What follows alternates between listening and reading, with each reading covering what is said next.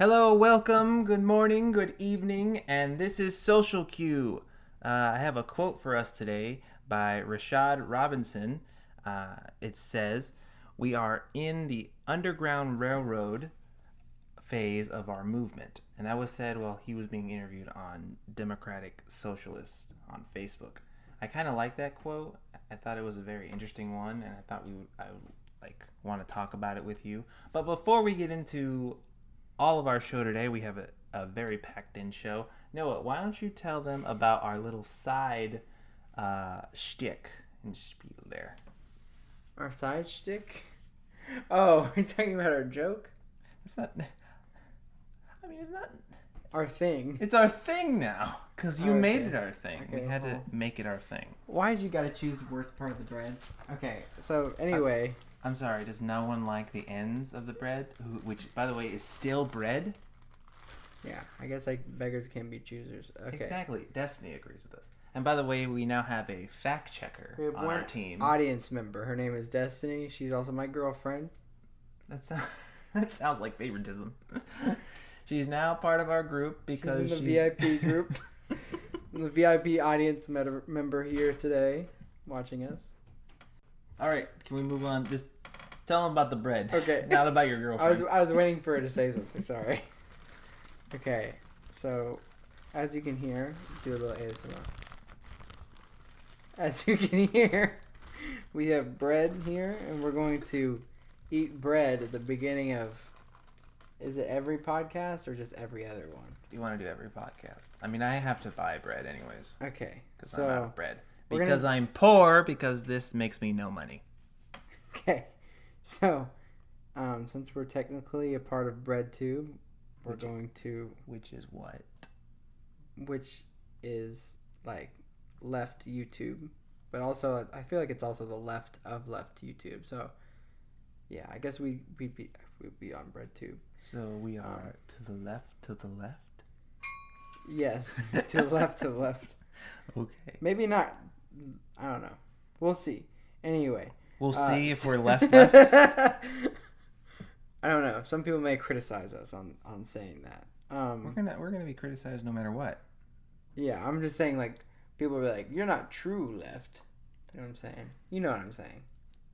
I don't understand. Those people are mean. Yeah, those are mean people. Anyway. You're not real. So we're gonna eat bread at the beginning of every podcast. If you're a guest, we give you free bread. Yes. So if you want to be a guest on our show, an incentive to be on this show is you get free bread. And what's today's episode bread? So we're starting with the basics. This is wheat bread. This is for those who are health conscious.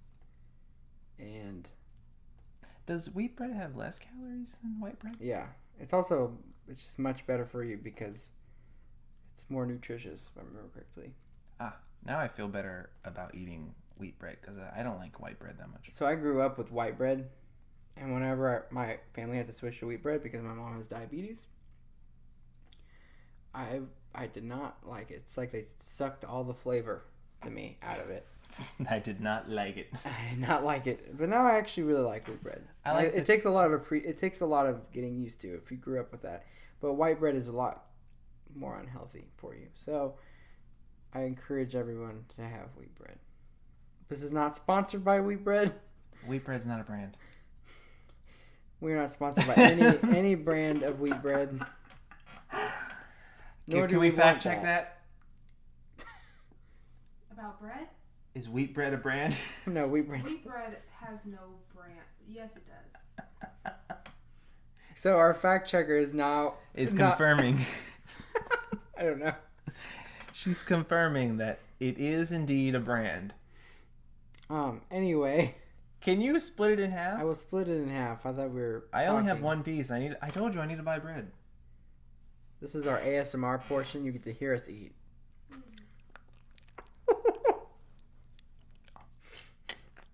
Stop. We'll do it like that. It's ASMR. It's not fair. My girlfriend's cringing. Can you fact check that? I can confirm that I am indeed cringing. Thank you. All right. while you're reading that, I'm going to go to the first topic of our show. Wait, we have to review it. Review what? The bread? Mm-hmm. It tastes like wheat. It's like... And it's like the outside of a sandwich. It's a little sweet. It's a little nutty. It's called wheat. It's chewy. That's only because I left kinda, it out for a little bit. It's bit. kind of chewy. It got a little bit wet, so it's kind of soggy. But it's A-okay to me. Sponsored by Wheat Bread. Okay, get to your first topic now. Moving on. All right, the first topic of the day is going to probably be the highlight and probably the title of this episode is Kamala Harris being picked as Joe Biden's running mate in the race for presidency. Number 1, not good. Number 2, why? Number 3, that's number 3. That is number 3. That is number 3. Can you explain more? Like, why do people hate her so much? It's like people who are like, it's like the Democrats are like, oh yeah, so like we have a movement against cops in this country, so why don't we nominate someone who's basically a cop? Well, does anyone know really who exactly chose her? Was it Joe Biden's team or was it the Democratic Party? Joe Biden. So it was Joe Biden's team. It wasn't like the Democratic Party, but okay, all right. It's always the team who picks it. All right, but I have a question. Who did you want it to be? Someone who is like more left leaning. Do you know a name? Anyone in particular? Well, if I lived in a fantasy world, I would like Nina Turner. I said Turnell. Nina Turner, but or Bernie Sanders, but that wouldn't work. No, he's not a woman. No, he's not a woman. That wouldn't have happened. There was a name that a lot of people on the left were talking about. Gosh, I have to get her name again. But she was like an African American senator who wasn't really a progressive, but she had a more progressive record than any of the establishment ones that were in consideration. And she was actually in consideration for being picked. I didn't really want Elizabeth Warren because, she doesn't really, I don't feel like, stand for the left anymore. Because she used to be that way, and I feel like she's just sort of sold out because based off of both presidential races. But yeah, I would have wanted someone who at least generally just took in concern more left wing policies. Took in consideration that sort of stuff. Oh, okay. As opposed to someone who they just picked to like sort of placate to sort of be like, oh, identity politics. That's basically what they did with Kamala. And also they picked her, I think, because she appeared progressive when she was first senator. She kind of had that progressive aesthetic. She even called herself progressive, even though her record's not very progressive at all. So I think that they thought they're going to be like, oh, well, we can eat our cake and we can have our cake and eat it too, that sort of thing. She's not really on the left, but she sort of acts like she is with them. So I get it. I understand. Now, going on to Joe Biden as a concern with his VP pick. I just recently got on Reddit, and I've seen a lot of subreddits talking about how Joe Biden won't even finish his first term, and that's on the complete negative side of it. The positive of that, he won't complete his second term. Like if he completes his first term and gets re-elected, he won't complete his second term. So, thinking about a possible Joe Biden presidency, do you think that Kamala Harris will become president? Yeah. Within Joe Biden's terms? Yeah. I think he's just a one-term. I think he's going to be a one-term president. He hasn't said it, I don't think. I mean, well, he hasn't said it. I know he hasn't said it. but he sort of signaled that. I think he said he was like a transition. He said he wanted to be a transition president or something. Whatever. I mean, it's kind of like a wishy-washy way of saying I'm not going to serve 2 terms. Jesus, that's kind of... I forgot when he said that, but he said something like that. And, I mean, look at his mental health. I mean, I'm not trying to say that Donald Trump's the bastion of, like, good mental health, but, like, doesn't look good. I mean, his looks like he has some cognitive decline. I mean, I also think in his presidency, he'll probably be in the back seat. I feel like it's going to be more of like his advisors running his administration.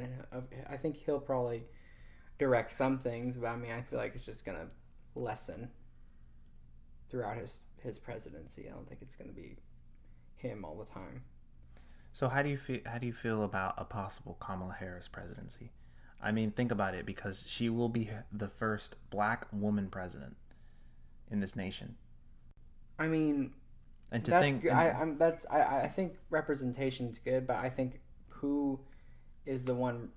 I mean, the person's policies is like is a bit more important. I'm not trying to say that shouldn't, like, representation shouldn't happen. I'm just saying, like, I think people should take into account representation and also like that person's policies, because if you look at someone like Obama or Hillary Clinton, their policies are way more like the same. They're more like neoliberal centrist policies and didn't really do much to change. But then you look at someone who's like Cori Bush, or you look at AOC, and they obviously represent a lot of the concerns of the country, and they also represent a lot of, I feel like good policies, and not ones that placate to CEOs or moneyed interests. So I think representation matters, but I think also it's like you shouldn't put all of that emphasis on the representation box checking. I think you should also check the box of like, what do they actually believe, because it doesn't really matter if they don't really believe in like helping you. Right. And moving on from that, I wanted to discuss with you the Vote Blue No Matter Who movement that's going on right now. And that's because like everyone, pretty much like almost, I'd say around 60% of Americans don't like the current president. Would you say that's an accurate number? I mean, that's counting non-voters as well. Yeah, I mean, if I remember correctly, yeah, Donald Trump's improvement rating is not good right now. It's not the best. So 60 is like a middle of the road number. How do you feel about the Vote Blue No Matter Who movement and what they stand for? I feel like you should think about it on a case-by-case basis. I mean, I don't feel like we should all... I don't feel like the Democrats are entitled to any group's vote. I don't think any candidate is entitled to someone's vote. And I feel like the Vote Blue No Matter Who movement is more of a... Okay, well, you're not really thinking about the policy. You're just thinking about, okay, blue person, we're going to elect them into office. I think that, yes, broadly, the Democrats are better than Republicans. But, like,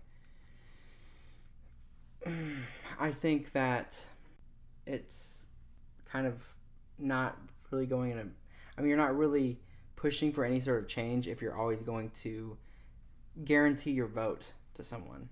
Right. I understand that. Because at some point you're going to have to put your foot down. That being said, with this election, I would rather Joe Biden win. I don't...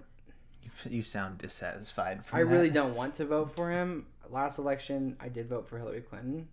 I had to, like, swallow all of my, pride to do that. I don't like Hillary. That's very interesting, because, like, I wasn't going to vote for her regardless. I didn't end up voting because I didn't know about the deadline for mail-in ballots, so I ended up missing my chance to vote, and so I would have voted Bernie Sanders probably as a write-in.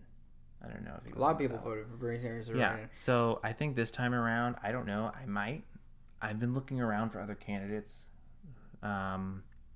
The Libertarian candidate for me is she's on the right path. Like, what's her name? Jo Jorgensen.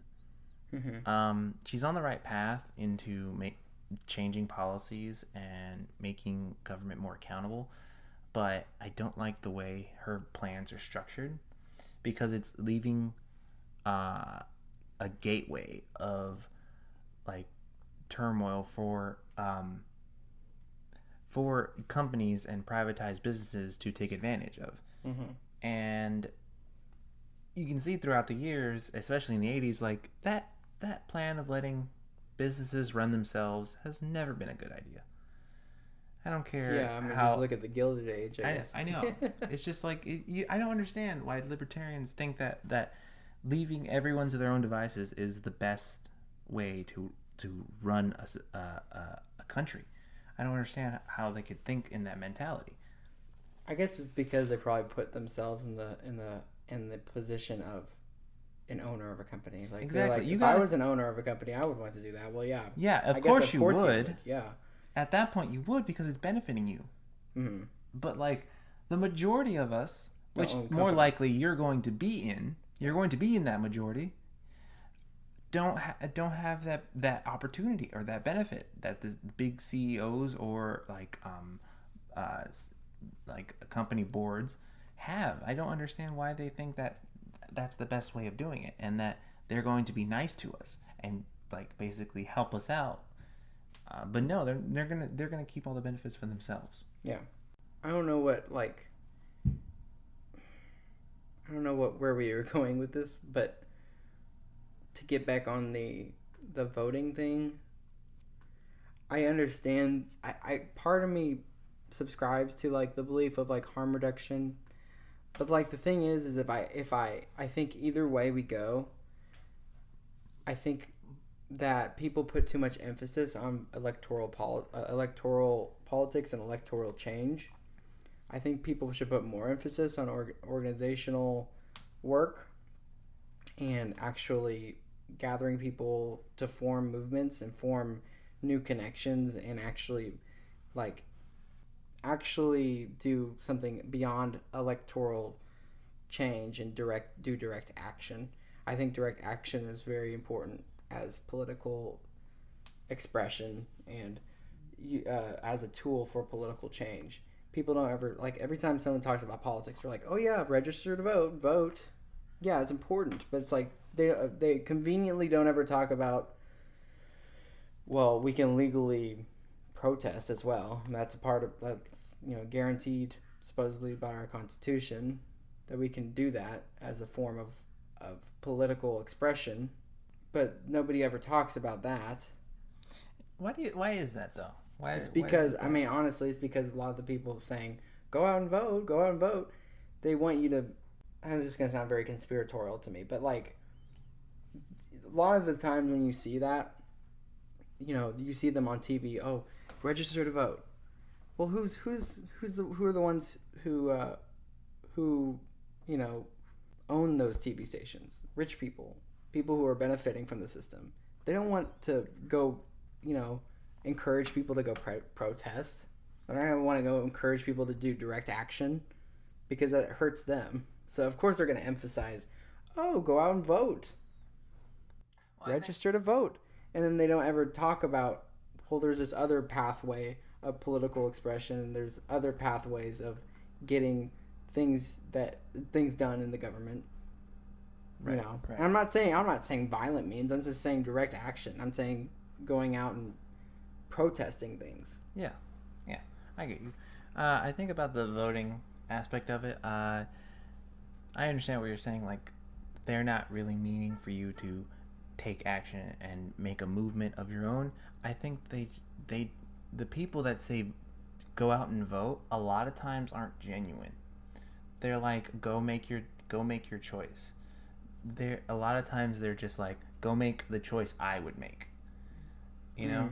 And so I feel like those people that aren't genuine about you going out and registering to vote are the people that want more numbers on their side and more people who agree with them.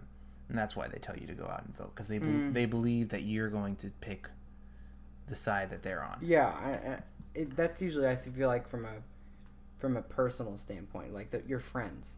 If you see it like on a TV station, though, it's like the other thing that I just said.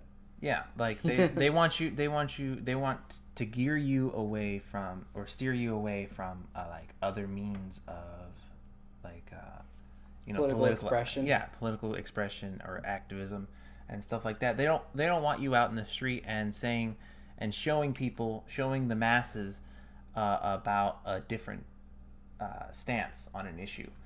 They want you to be silent with it because like they don't want it to be known.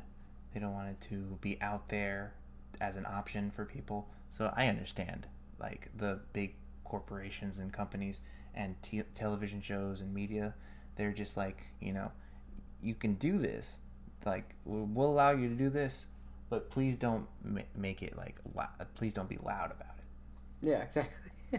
And it's just a very unfortunate thing that goes on in this country. Yeah. Yeah, I mean, I feel like that's I think it's interesting because I think protesting is really a thing discouraged in our society, even though it's supposed to be guaranteed. Like, I feel like no matter who your parent is, maybe if you tell them you're going to go to a protest, they're going to be like, why? Actually, Have you ever noticed that? But you said my parents?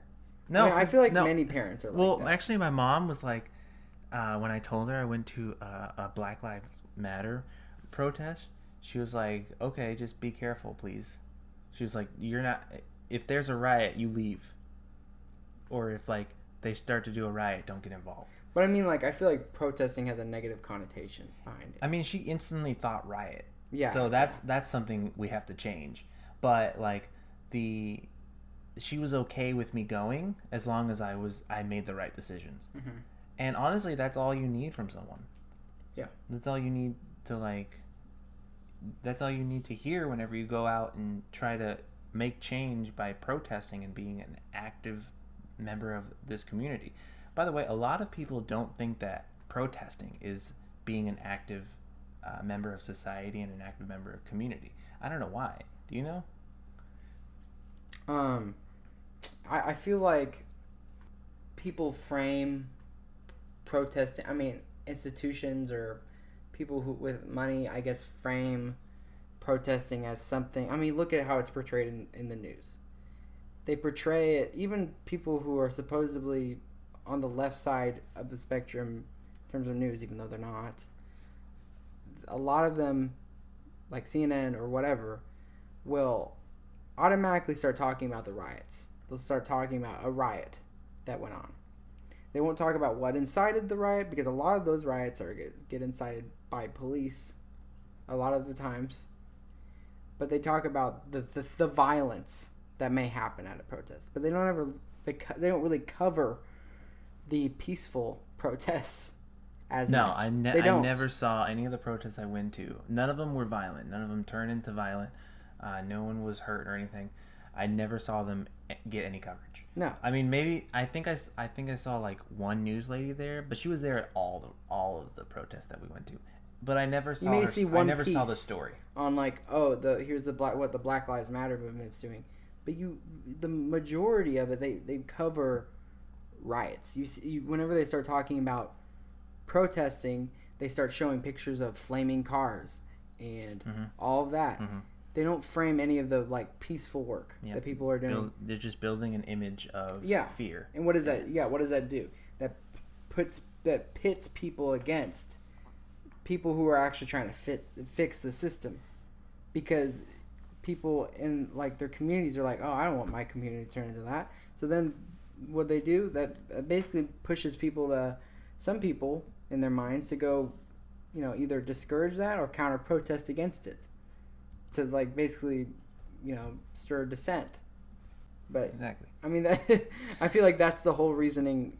That's the whole reason why it's somewhat discouraged. It's not really seen as community involvement at all. Right. Moving on from that, kind of like a sidestep, our next topic is going to be about rhetoric versus agenda in the political landscape. What do you think these two have in common, and how do you think people view them in terms of understanding political ideals? So, real quick, what is your definition of a rhetoric? Definition of what? Sorry. Of rhetoric. Of rhetoric? The Yes, word rhetoric? political rhetoric. I don't know. I guess what you say you believe, right? Well, if you want to do a quick Google search here, it's the art of effective or persuasive speaking or writing, especially the use of figures of speech and other compositional techniques. Oh, well, I guess that's true. Yeah. I guess it's sort of true, the definition. I guess that's true, It is only the definition. Destiny should have looked that up. I'm kidding. She's looking me up. She's going to beat me up. All right. And an agenda. You can't really look up just the word agenda. You have to look up political agenda because it does have a regular meaning as well. It says, in politics, a political agenda is a list of subjects or problems to which a government official as well as individuals outside the government are paying serious attention to any given time. At any given time. Where did that word? Anyways, these two get mixed up a lot, especially when you're trying to combat the other side of an issue, and you're just going to write them off as just having an agenda or something that they want to get done. And I hear it a lot whenever I talk to people about this, and a lot of times I think, well, that's just their rhetoric. It's not their agenda. Yeah. I feel like rhetoric is something everyone has, and it's not a good or bad thing. It's just something you're trying to do, right? You're just trying to speak out. Agenda, I feel like for me is a negative term in this sense, because you're trying to get something done, but for your own personal gain. First of all, I don't think Donald Trump or Joe Biden have an agenda. I don't think either of them have an agenda. That's when you get into conspiracy theories about the two, is when you start thinking these two have a certain agenda that they want to get done. They don't have an agenda. I don't think that's they do. The problem. They don't. I feel like the problem is the fact that they don't have. I mean, of course, you can make an agenda that's bad, but I'm saying, the problem is that they don't really. The problem is that they don't stick to anything. They don't. They don't have anything. They're not in it for the. I guess this is what I'll say. The problem is that if at least if you had an agenda, you're more focused on getting something done. Mm-hmm. But they're not even focused on getting anything done for the people at all. They're just there essentially because they wanted to be. I mean, for Trump, I think he just wanted to be there. He just wanted to say that he was president of the United States, And I think the same thing for Joe Biden, to be honest, because for years and years he was running. He's run multiple times for president, and that's something he's wanted to be for a long time. Well, I mean, now he's almost there, but it's not really something. I mean, they're not. The afterthought is what they're gonna do. It's okay. Well, I'm gonna be president. That's so sad to think about, though. Yeah, and I feel like it's like that for most presidents, or for many presidents. I don't think really any president comes in and is I mean, it's sad to think about. I don't think any president comes in. They're like, oh, I'm gonna get some stuff done for the people. For the you know what I'm saying? I mean, what do you think? Do you think there's been any presidents in that? I don't even think FDR was like that. Even though, yeah, he had good policies, he was pushed to that point. I mean, there were movements that pushed him to enact, the Social Security program and to do all those progressive policies. I mean, yeah, because we were in a depression. There was a bunch of movements. I think that a lot of times when we think of politics and politicians, they're seasoned veterans. I mean, our youngest president was JFK, and he was in his 40s. Yeah. So, yeah, it says that you could be 35 and legally run for presidency, but most of the people that are involved were previously involved in politics in some fashion. All of them except for Donald Trump have been in office, so they were technically called politicians. But Donald Trump, being a billionaire and being in that world, obviously had some ties to politics. No matter how many people tell you otherwise, he's always aware of politics because he's aware of his money. He has to be, otherwise he wouldn't be a billionaire. You have to be involved in some way in order to gain something from that. But in terms of having an agenda for some people, I think that some presidents probably had one to accomplish. I mean, George Washington, the first one. I mean, he was obviously he of course had an agenda. He of course had an agenda to make this country into a country. Who else? I mean, Andrew Jackson had a really quick agenda. Like he wanted to get shit done right off the bat, and he got it all done. He's also a very shitty person. He was a very shitty person, and you can't blame him for the time and for everything he's done, but he got shit done. You can't say anything against that. He was like the Hitler before Hitler. Exactly. He really was, though. And Donald Trump's the Hitler after Hitler. But no, well, people should focus on that shit more. By the way, Andrew Jackson, terrible guy. I mean, he's on our $20 bill. What did he do? He made the Trail of Tears happen. Yeah. So I'm not saying he was a good president to this. But he nation. did have an agenda. But he accomplished a lot of what he wanted to set out for. Right, and he did it with such speed. He did it really fast in his presidency. I guess the thing is about people with agendas is either they're really shitty people who want to really some shit up. I mean, Andrew Jackson and Adolf Hitler, two people who had agendas, really shitty agendas, and just wanted to shit up. Yeah. Oh, you know another president? James K. Polk. He What? had a very short presidency, but he got things done. He did get a lot of things done. He got a lot of things done. Are you referring to the Mr. Beat video? What do you mean? He talked about James K. Polk, Mr. Beat. Well, yeah.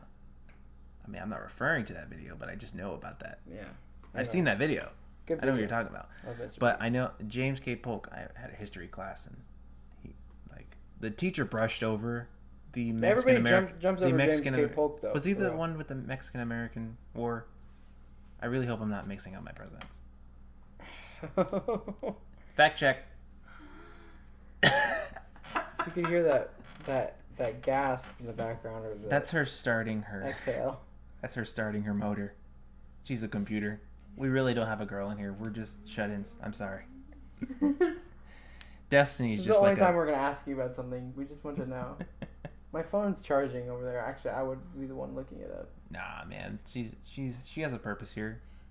Yes. Yes, he was the one. Okay, yes. Okay. So I wanted to confirm myself before you try to catch me. Well, that's actually one of those things where I couldn't remember properly. Yeah, so James K. Polk got a lot of shit done, including winning the Mexican American War really quickly and gaining a lot of territory.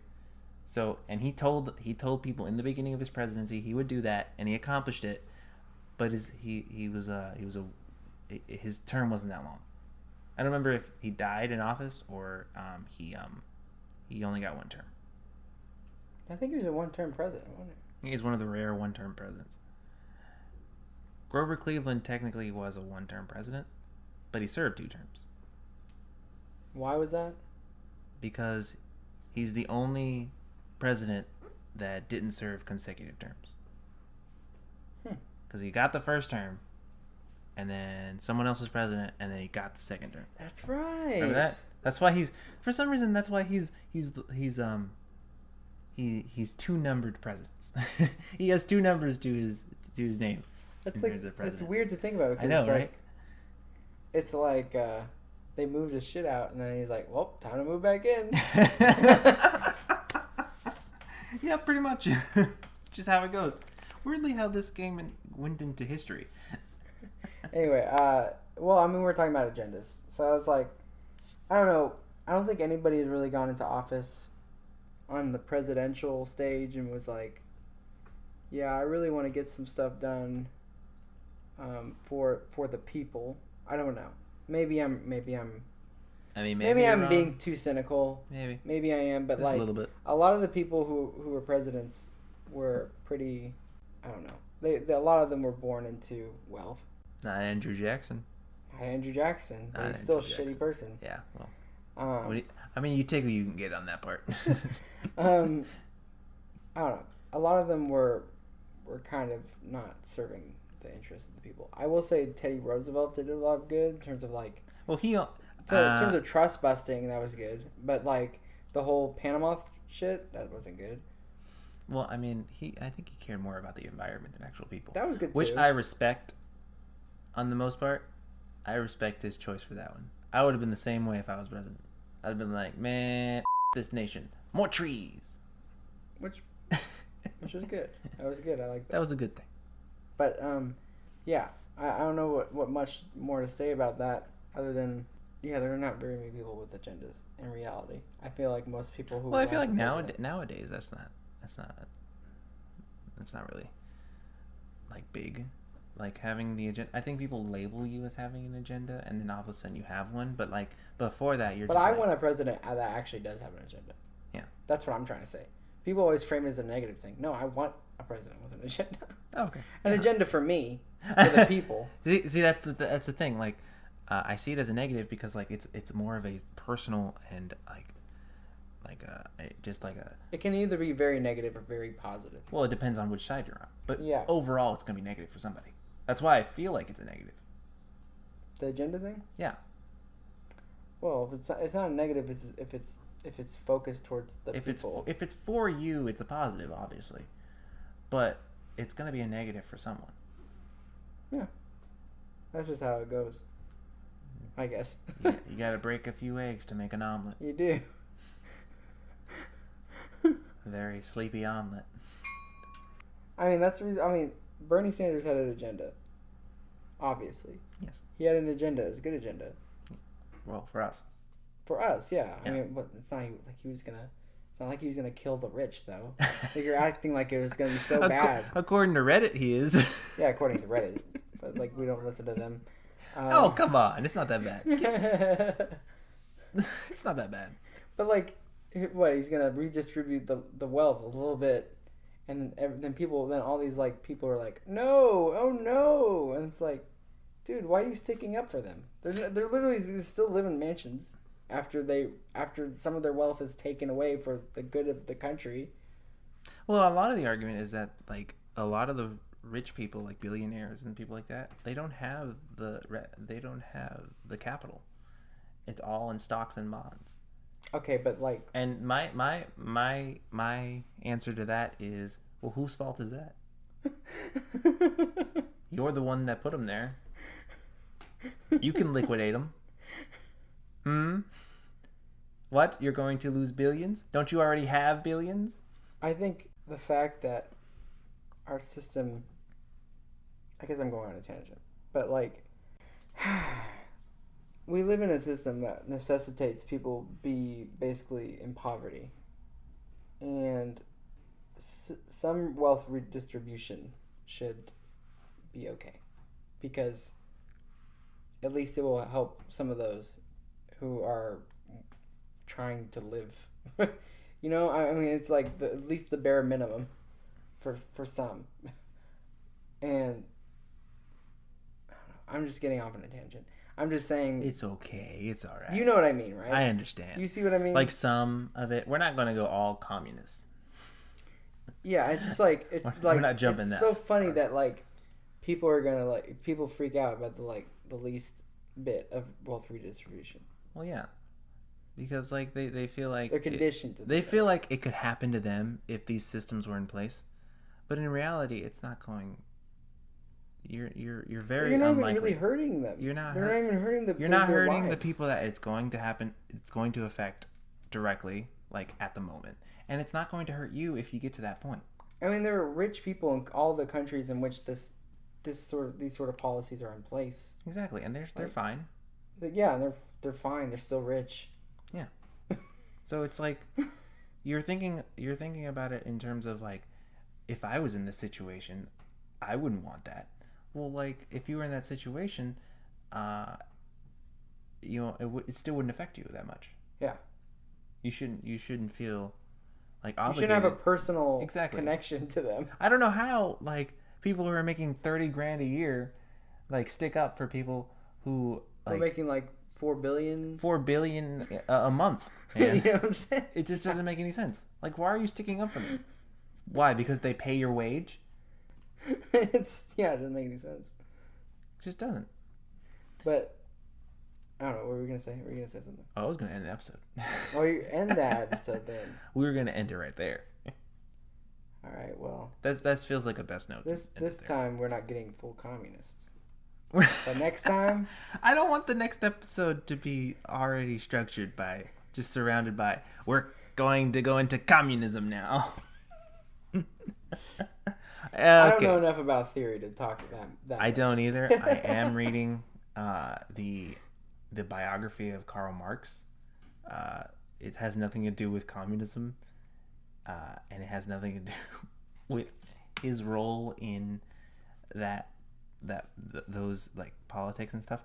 It just talks about his early life. Really, it's kind of nice. If we do talk about communism, though, don't worry. We're not pulling punches from Stalin. We're not going to do that. We're not tankies. Although we will talk about the guy, what's his name? Trotsky. We will talk about him. I like. He's him. interesting. He's a very interesting man. But also, he was basically Stalin, but he was just like, no, but I would have done it differently. Yeah, basically, Trotsky was like, he was like, Stalin is on the right. He's saying the right things, but he's doing the wrong thing. He's doing it the wrong way. It's like, this is not how it's supposed to be done. There was a time where I was like, oh, well, Trotsky seemed like the good guy in this situation. No. But no, they both weren't good. No, they were both terrible. They're both terrible people. They just both had their ideals, and Stalin was the one that was able to put them in fruition. And he did it like a way that Trotsky was like, no, that's not how I do it. That's like he was pretty idealistic, I guess. That's like if two robbers were trying to steal a car and one of them went up to it. That's not the way I would have stolen a car. Exactly. It doesn't make it good. It just makes it different. All right. Thank y'all for listening to Social Q. Follow us on Twitter and Instagram. Noah, what's your handle?